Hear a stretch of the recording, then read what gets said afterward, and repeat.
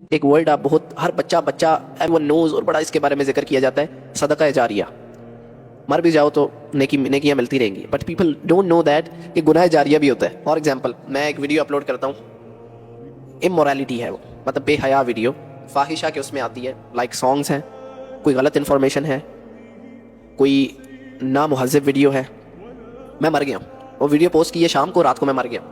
اب میرے پاسورڈ بھی کسی کے پاس نہیں ہے، وہ ویڈیو آگے پتہ نہیں کہاں تک پہنچ گئی ہے اور پہنچتی رہے گی قیامت تک.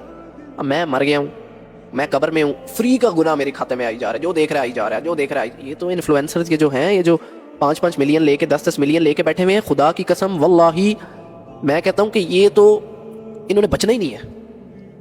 اللہ بہتر جانتا ہے، اللہ ساروں کے فیصلے کرنے والا ہے، لیکن جو اللہ بتاتا ہے، جو اللہ نے بتایا نا، ان الذین یحبون ان تشیع الفاحشۃ فی الذین آمنوا لہم عذاب علیم فی الدنیا والآخرہ، کہ جو لوگ یہ چاہتے ہیں کہ مسلمانوں میں بے حیائی پیدا ہو، فحاشی پیدا ہو، امورالٹی کو سپورٹ کرتے ہیں اپنے تھرو، دل سے یہی چاہ رہے ہوتے ہیں نا، تبھی کرتے ہیں. جو میں نہ چاہ رہا ہوں کہ میں نے یہ نہیں کرنا، میں کیوں کروں گا، میں کیوں پروموٹ کروں گا؟